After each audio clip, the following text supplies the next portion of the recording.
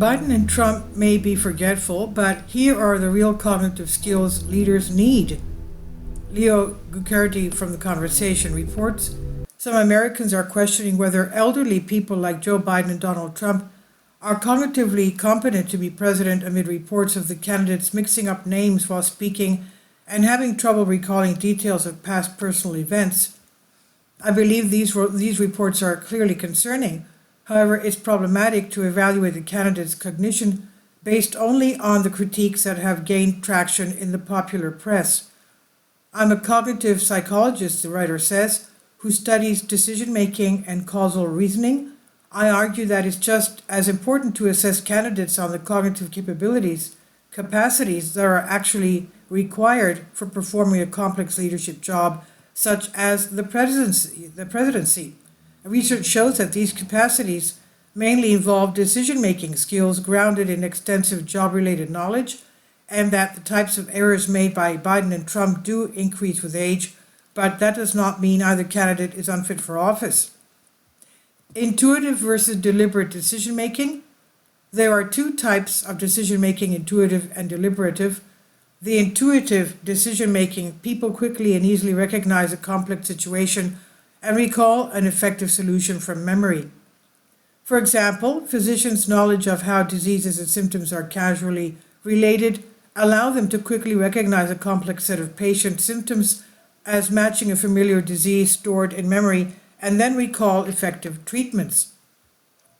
A large body of research on fields from medicine to military leadership shows that it takes years and often decades of effortful, deliberate practice in one's field to build up the knowledge that allows effective intuitive decisions, in contrast to the ease and speed of intuitive decisions. The most complex decisions, often the kinds that confront a president, require conscious deliberation and mental effort at each stage of the decision-making process. These are the hallmarks of deliberative decision-making. For example, a deliberative approach to creating an immigration bill might start with causal reasoning to understand the multiple factors influencing the current border surge and the positive and negative effects of immigration. And next generation possible bills may involve negotiating among multiple groups of decision makers and stakeholders who have divergent values and objectives, such as reducing the number of undocumented immigrants but also treating them humanely. And finally, making a choice requires forecasting how proposed solutions will affect each objective, dealing with value trade-offs and often further negotiation. Psychological scientists who study these topics agree that people need three key thinking dispositions, referred to as actively open-minded thinking or wise reasoning, for effective deliberative decision-making. Open-mindedness. Being open-minded means considering all of the choices and objectives relevant to a decision, even if they conflict with one's own beliefs. Calibrated confidence. This is the ability to express confidence in a given forecast or choice in terms of probabilities rather than as certainties. One should have high confidence only if evidence has been weighted based on its credibility and supportive evidence outweighs opposing evidence by a large margin. And teamwork. This involves seeking alternative perspectives from within one's own advisory team and from stakeholders with conflicting interests. Presidents need to use both intuitive and deliberative decision-making. The ability to make smaller decisions effectively using intuitive decision-making frees up time to concentrate on larger decisions. However, the decisions that make or break a president are exceedingly complex and highly consequential, such as how to handle climate change or international conflicts. And here is where deliberative decision-making is most needed. Effective, intuitive, and deliberative decisions both rely on extensive job-related knowledge. Especially during deliberative decision-making, people use conceptual knowledge of the world that is consciously accessible, commonly referred to as semantic memory. Knowledge of concepts such as tariffs, Middle East history, and diplomatic strategies allows presidents to quickly grasp new developments and understand their nuances. It helps them also to fulfill an important job requirement, explaining their decisions to political opponents and to the public. And what to make of forgetfulness and word mix-ups. Biden has been criticized for not recalling details of his personal past. This is an error in episodic memory, which is responsible for our ability to consciously recollect personal experiences. Neurologists agree, however, that Biden's episodic memory errors are within the range of normal, healthy aging, and that the details of one's personal life are not especially relevant to the president's job. And that's because episodic memory is distinct from the semantic memories and intuitive knowledge that are critical to good decision making. Mixing up names, as Biden and Trump occasionally do, is also unlikely to affect job performance, and rather it simply involves a momentary error in retrieving information from semantic memory. When people make this common error, they usually still understand the concepts underlying the mixed up names, so the semantic knowledge that helps them deal with life and work is intact.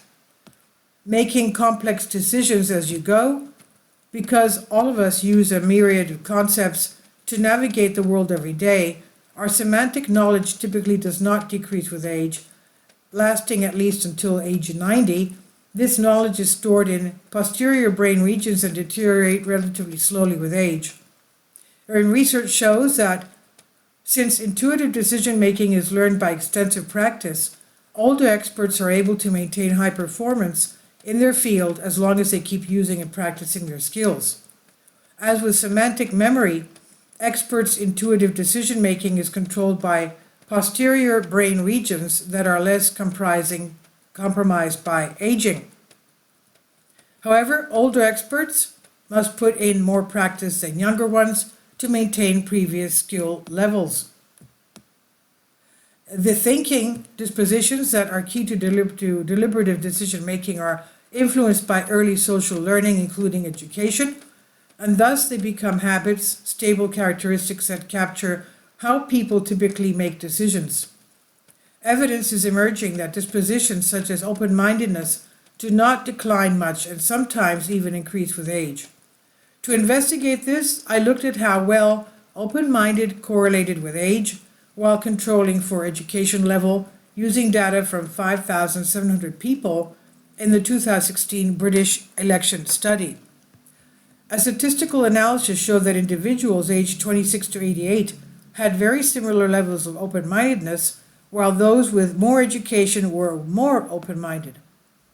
Applying this to the candidates, as for the 2024 presidential candidates, Biden has extensive knowledge and experience in politics from more than 44 years in political office and thoroughly investigates and discusses diverse viewpoints with his advisors before reaching a decision.